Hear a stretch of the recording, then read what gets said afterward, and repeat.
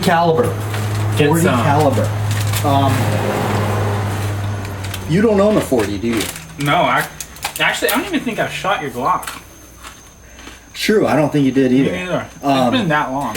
Okay, well, thanks for tuning in. Combat 86 Radio Show. I'm Bat-Jack JW. And friends. And friends. Cody. We're talking about Robin. The 40 caliber. Okay, so for those of you that have not been keeping up, I had requested this specifically for YouTube. This came from Badman Bullets. This is a polymer coated stuff right here. 40 caliber, 180 grain. They're coated in polymer. His signature red. That's nice. Yeah, really nice stuff. I love it. He's got the best prices for reloading components online, bar none. 1,000 pieces, ships are free. Out here in Hawaii, I receive it in 4 days. For anybody or just you? For anybody. I haven't looked you up yet, but I really appreciate that because you don't know the struggle it is to get shipping out here. In Hawaii. Flat rate boxes. Well, I just talked about it yesterday guys. In my vlog. Or was it yesterday? Am I rehashing? Well, my book. My book took 20 days. Okay. It's like, shipping out here, it's not a maze. It's not some sort of epic quest, okay? It's a flat rate box, and flat rates get here in a week, a little over. It doesn't need to cost $40. Well, this guy flat rates this stuff or priority mail it, and seriously, it's here in 4 days. I don't understand why bigger companies, the online retailers, they can't understand what he's doing so easily. Well, I love that about you. Big thank you to Patrick over at Badman Bullets. He also sent me these hats. Really appreciate it. Really appreciate all the support he's been doing and giving the main channel. Basically, if it wasn't for him, wouldn't have the budget to continue doing these shooting videos. So big thank you to him. If you are a reloader, please check out his channel. Link is in the description below. Okay, so the dies I use to do this is the Lee 4-die pistol deluxe set. You're familiar with these. You use these. These actually are not mine. These belong to a friend of mine. He bought them. So come on. Here on the side. It's like a box of cookies. Okay, good. Now I don't feel silly. It's like I just said, oh yeah, I got a ton of these, and I can't open it. Yeah. Jeez. It's like I don't eat pickles. All right. The priming system I use is a Lee hand primer. Now, the reason I like Lee stuff is because it's cheap and it works. It works well. Works well. I got the cheapest scale and that thing is on. Got a big sack of 40 caliber brass. These came from a friend of mine. It's a law enforcement officer. So the struggle with some of this is some of these primers are swedged. Have you had experience with that? I know. It sucks. You cannot, once you deprime it, to reprime it, you have to remove that swedging. Alright, so here's some I got loaded. My powder measure is a disc thrower that I kind of used as a powder drop. This is a lead. This actually goes on a progressive press, but I've pretty much used this now as a I tripped out when I saw that the first time because I went and actually bought a powder drop, and he's like, oh yeah. Did you buy one of these? Not that. Oh, okay. So this is what I'm But the thing's awesome. It is. If I didn't have to buy a die and the drop, and I could buy that together one time, I'd have done it, but I couldn't. Yeah. So this is just kind of a jerry rig thing that I use. I should have brought my stuff. I love this thing. I keep all my hand press stuff in a shoebox because. Yeah. Another Lee product. This is the hand press. This is what I use to, if I'm never done a caliber yet. I still use this even though I have the Dillon 650. This is still a valuable tool. I use that more. Yep. Exactly. Honestly, I set up the Dillon for 45 years ago, and since then forgot how to change out loading different sizes. Terrible. All right, so let's get into it. Okay, here's what I noticed. If you look at some of these Glocks, when they fire through a Glock, they have a bulge on the bottom, and you can actually see it. Yeah. So that's significant. Now I chamber checked these to the Glock barrel, and it seems to be. They still work? They seem to seat fine. They didn't hang up, and I did rotate them to make sure that it did not. Well, the bulge. I mean, I don't have the meter with me, but the bulge actually doesn't seem to be much more than the bulge of the bullet seating, so it doesn't seem too bad. But it's still like it's something that I don't feel should happen. I'm not a fan of the cartridge because if reloading this, because if you look at it, it looks really all deformed.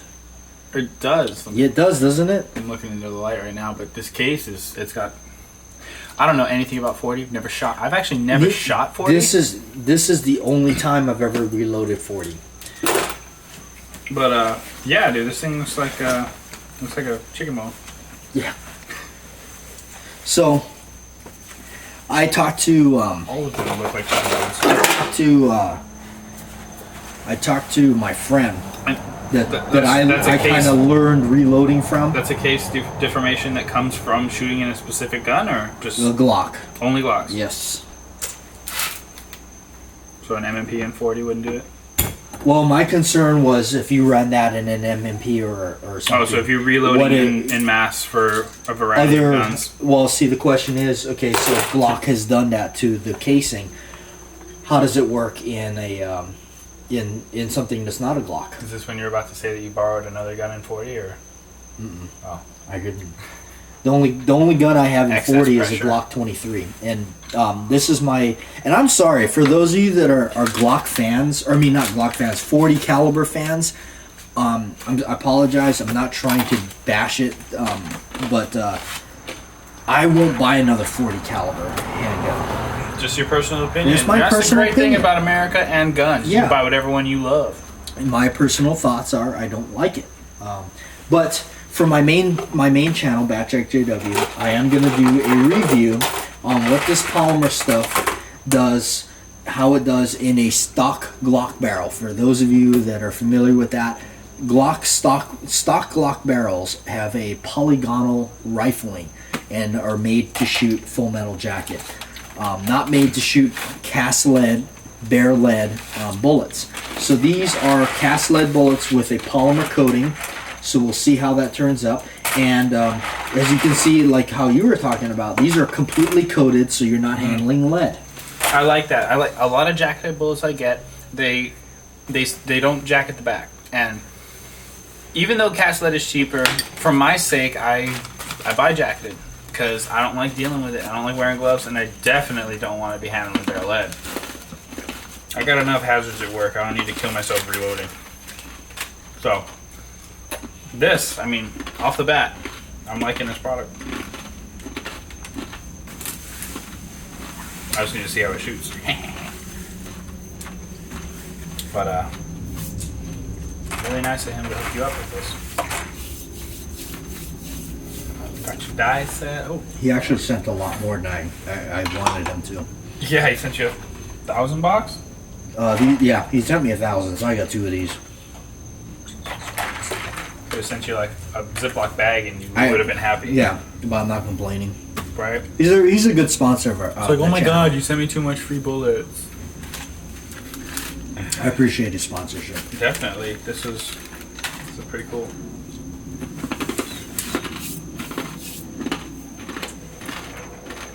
Very nice. So you made some. You made some already. Yeah, right there.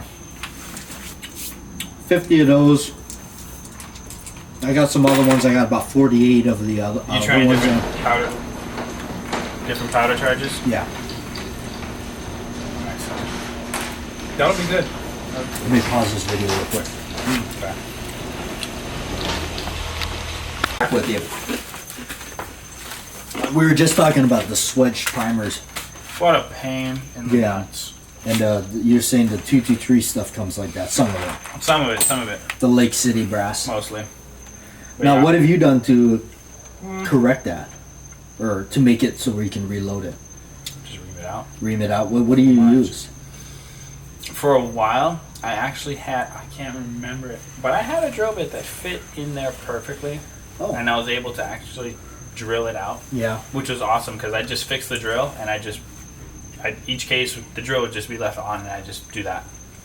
Just fast, because you're only taking out just tears. Yeah, you're taking out Just- barely just any. tears. I've actually used the oversized Phillips set screwdriver. and just give it a couple turns. I've done that too. Yeah, and it does work. Yeah. It's time consuming. It's tedious. It's like it's just an extra step to add to it, which is like, Basically. yeah. It's like, ugh, really. I'm a plumber for work, and my journeyman gave me an old reamer, and he used to work AC, so they're working with lines quarter inch and up, quarter inch 3/8, small, really small copper lines, and he had a reamer that's kind of similar to like the newer rigids, and so it's actually just like 50 splines in a cone shape, and it was perfect. Yeah. It was perfect because all you do is just spin. So I learned something today, which I'll share with you. This casing is stamped Winchester NT. Check that out. What do you think the NT stands for? Winchester NT. Nighttime. Do these bullets shoot in the dark? Do they So here, track? let me. I don't know how well it'll show up on camera here, but okay. NT. Nighttime. It's stamped Win NT 40 S&W. Dude, this one's Federal NT. Yeah. Oh, really? No. Okay, so we have a Federal NT. So what the NT stands for is Here's a regular Federal. non-toxic primer.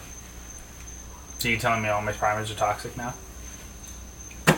I googled it. That's what it said. That's what it means. That's what it means. So what's in the primers that I'm using? Mercury. So I'm going to end up like the Mad Hatter one day in a house full of guns?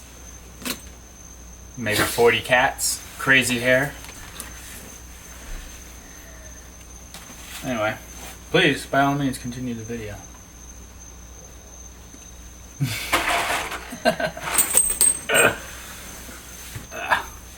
So how long you been working right now?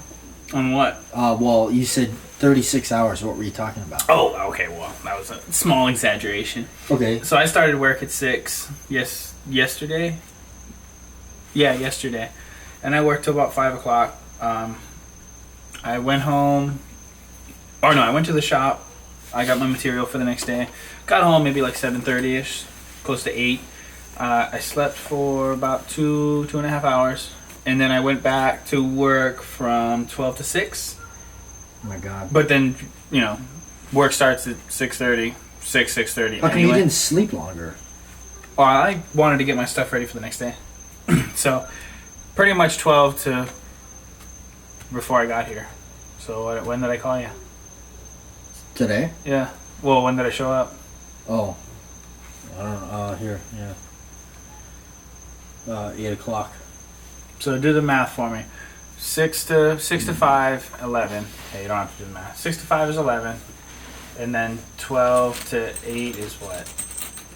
12 to 12 is 12 plus 8, 20. 20 hours. So, what is that? 31? Jeez. 31 and like 48. You need to get some more sleep. But hey, man, that's why they love me. You know why? Because I never say no. Because I love my job. There you go. I get to break shit, build shit, fix shit. That's just what you know what? I'm learning new stuff every single day. Why wouldn't I want to work more?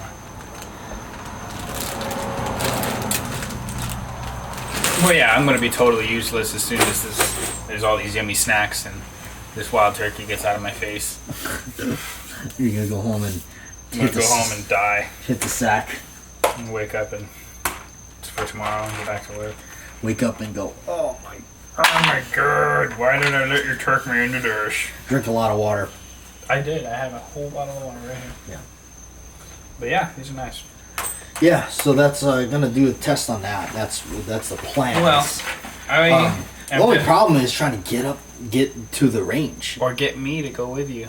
Well, I'm terrible. the thing that a lot of the viewers don't know is living out here, there is no actual public range. Yeah, there's really nowhere to shoot. It's funny, like they sell you guns, but they don't want you to use them.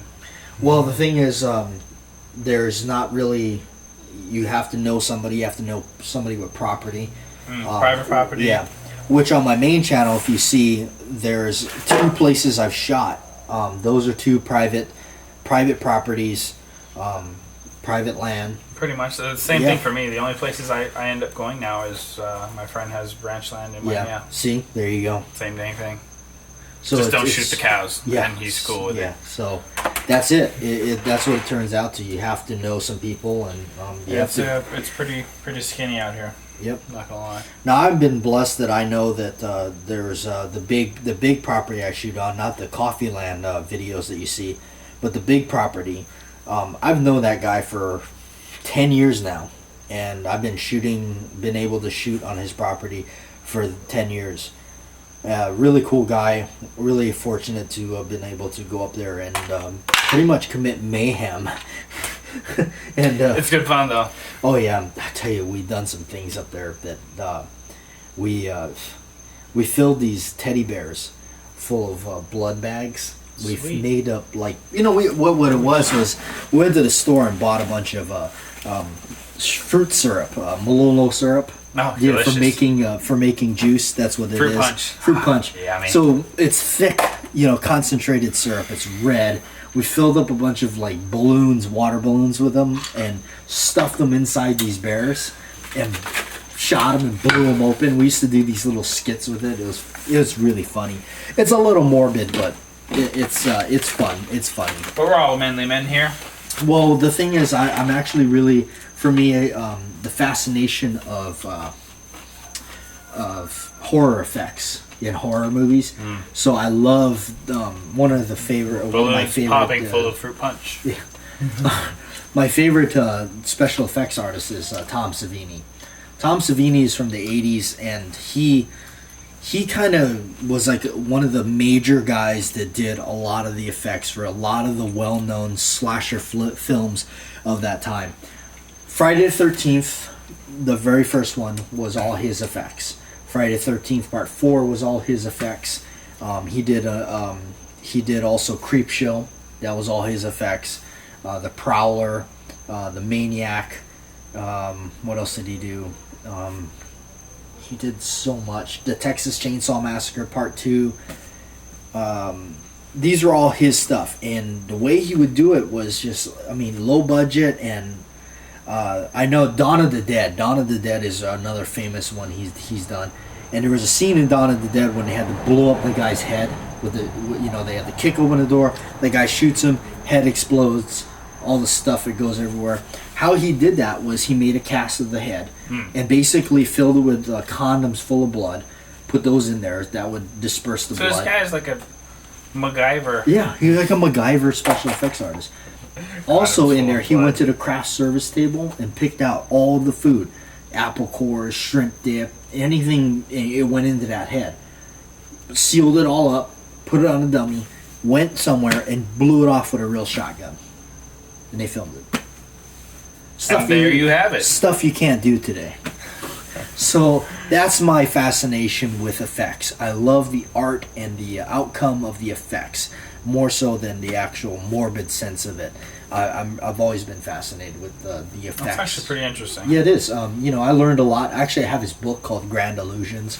They talk about how he using would do things. mortician's wax to build up like a cut or a gash in somebody's hand, kind of thing. Or somebody's, Interesting. Yeah. I actually have to go and like watch those movies now because I saw them. I haven't actually seen most of them, and the ones I did see, I certainly wasn't like critiquing the effects. I was mostly. I've always liked the effects. To me I love those old school slasher films because most of the time it's comical. It's so awesome when you're like. I didn't think so when I was a kid. Yeah, when you're a kid. When you get older, it's even like, if I was watching it. Yeah, it's like that's cool, Rubberhead. I see how they did it now. I was like, oh my god. Yeah. I actually enjoy those a lot more than newer horror movies because new horror movies to me, they're getting to the point where it's just straight up showcasing horror, gross out snuff films. Really, showcasing gore. It gets pretty real. But there's something, I think, in a sense that was still, you can tell when you watch those old 80s stuff and early 70s or, in the 70s. Herschel Gordon Lewis was doing stuff in the 60s. You can tell there was a comical side to it. For the people in on it, I guess. Well, I'm sure if I watched them now, I could laugh. For example, Herschel Gordon Lewis. I think that those started off in the mid '60s to late '60s, early '70s. He did films. One of them that I comes to my mind that I just can't get out of my head is 2000 Maniacs. That was about this centennial town in the South that these guys get stuck in, and they do these little games and things like that, and they basically murder these people. And one of them was called the Barrel Roll, and they have this giant barrel. It's like a giant whiskey barrel. I watched this. They put the person in there, and the guy's like. Do they all wear masks? Some of them, I think. The guy odd, like everybody has a different odd mask. Kind of, but I don't remember. I haven't seen it in a while. Because I remember watching that, and it was. There's a remake, so be careful. That may have been. It was old. Like it was old, but I just remember like. They put this guy in a barrel. And the guy's kicking and screaming, right? And the guy goes, now you better stop doing that. You're going to get hurt. Now we're going to do something in this barrel. And just pay attention. And the thought of that, and then what they're doing is they're hammering nails into the barrel. So there's nails sticking through the barrel. They take him once they're done, roll him down the hill. And it kills him. You know, he's punctured all with nails. The other one was the guy's out near the river with the girl, and he goes, I want you to see this knife. And he's showing it. She's like, oh, what? He goes, go ahead and feel that blade. And he cuts her thumb off. And of course, obviously, she's just, tucking her thumb. And they put in the paint, looks like Crayola finger paint for kids.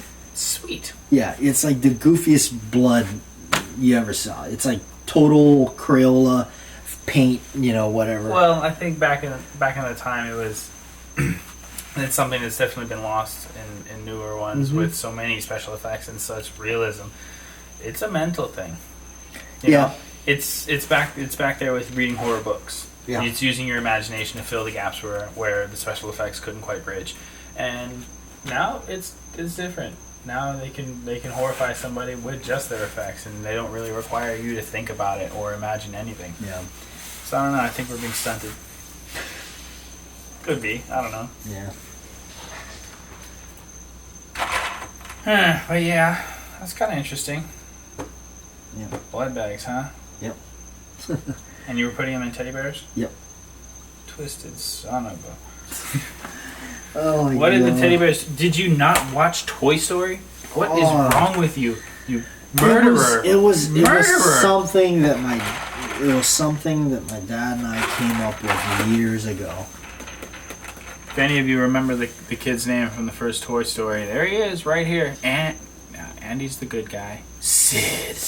Freaking Sid. You're Sid, and you're killing all the toys, and you're mashing them together, and you're being an evil child. It was all in good fun. Not for the toys. They got shot up. Sorry. How do you think they're crawling around like broken soldiers? Help! And they get thrown in the trash can. God. Can't believe we just talked about that on video.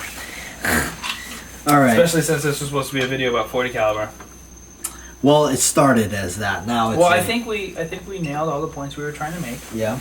We talked about everything we were supposed to talk about. That's right. And then we started talking about things we weren't supposed to talk about. So It works out. Yep. It is what it is. Just kind of happened that way. Deal with it. But I definitely want to make the range vid for this one. I want to, it's interesting. Like I said, I haven't shot 40 yet. Yeah, and the cool thing is I'm wondering what it does to the stock barrel. I'm really curious because I've heard all about that. I talked to him, and he said it's fine. And I believe that. Because I shoot this stuff, my revolvers, the 44, and I remember when I shot cast lead, you could always see right at the forcing cone in the frame, you can see all the leading. It's like caked on. Does it shave it? Yeah. Well, it's in the rifling. It's smeared off in the rifling. Pretty much. You need to literally soak it in penetrating oil and just scrub it out. Not even scrub. You need to force it out. Yeah, and it almost does not come out. You filled your lanes, not lanes, but lands and grooves with lead. When I fired this polymer stuff, clean. That's why we were casting bullets together for a while. Oh God! And I never really got into it because they're just dirty. Like they're hard to work with, and I never liked them. They're really tough. Well, this was during the time of what was it, 2013, when stuff was scarce. We were actually right here casting our own lead bullets. And what's a respirator? I don't know. Oh gosh. I'm glad we didn't have to do that for long. Yeah, I died. stopped doing it because I just realized that my health was not worth it. My friend that does it, that I used to get a lot of cast lead bullets from, he actually got lead poisoning, and he had to set up with the serious. Yep, with the fan blowing, respirator, outdoors, and he actually did. It's something you won't notice until you have it either. Yeah, so he got you gotta lead, be extra got careful. lead poisoning. We were just messing around with it. And we didn't do it enough. Honestly, we didn't do it enough to get sick. That's but true. if we had done more the way we were doing it, guarantee we would have been sick. Glad we don't. Glad we don't do it anymore. We didn't put up with that for long. That was a passing thing, and it was only because we had to. Yeah. It's one of those things that's like, it's cool to know how to do, and it's cool that you did it, but that's about it. Yep. Yep. That's definitely it. But yeah, so glad that's past us. Now you can go to anywhere and buy 1,000 bullets for, I don't know how cheap it is. I haven't bought bullets for a while. Cheap. 9mm, 115 grain is like $75. Really? Yep. Because I remember, like, when things were scarce, I was on Midway and Brownhouse. I was there. Well, consider this. Continuously I checking. used to buy 500 cast lead from, like, Brownells or Midway. It was $69 plus shipping. No. So you're talking about $100. I think I was paying like 90. Yeah, so roughly around $90-$100 after But shipping. at the time, like when it was in stock, you Now didn't this guy- hesitate. yeah. And I bought thousands. And now this guy, seriously, like 9mm, 115 grain, $75, shipped for free, 1,000 pieces. If I didn't have so much stockpile, I'd probably buy some. Check them out. badmanbullets.com.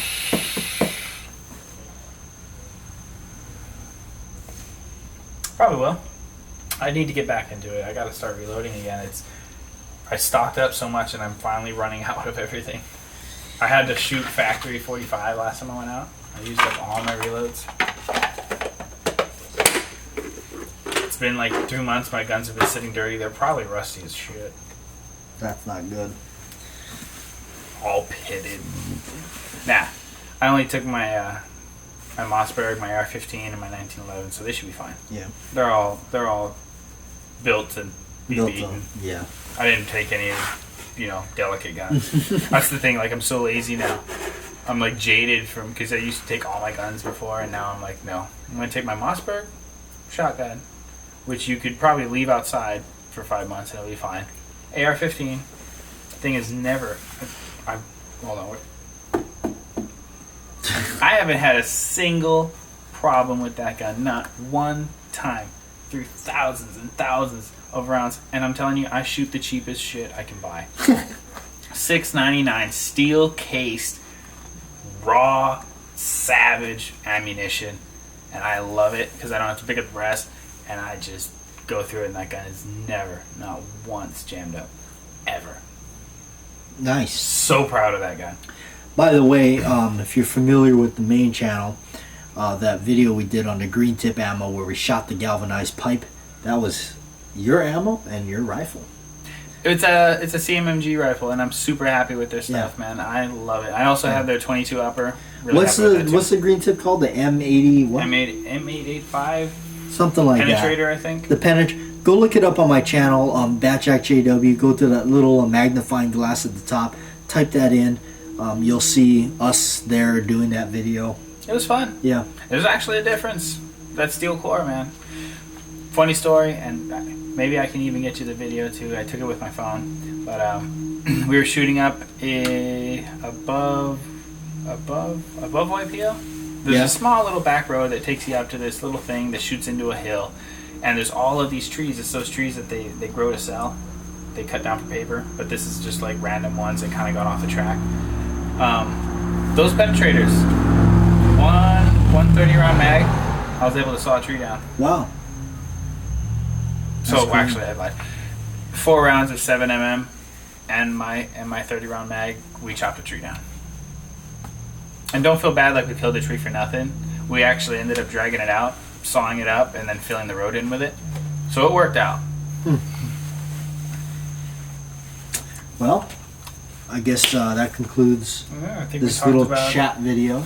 talked about what we're supposed to talk Yeah. about. Talked about stuff we weren't Yeah. supposed to talk about. So thanks Talk for about hanging out. bonus Another kind of bonus hangout video. Yeah, works Talking out. about 40 and stuff like that. Talk about and 40 and horror effects. Yeah, And check out the vlog how so awesome you my can AR-15 is. And so you can check out this guy's giveaway on the vlog. We check that out. we Man. just did the drawing, so the winner's up. I actually had a lot of fun picking all that stuff out, and Good. Arizona's gonna love it. Yep. Alrighty. Okay, Out of little here. guys.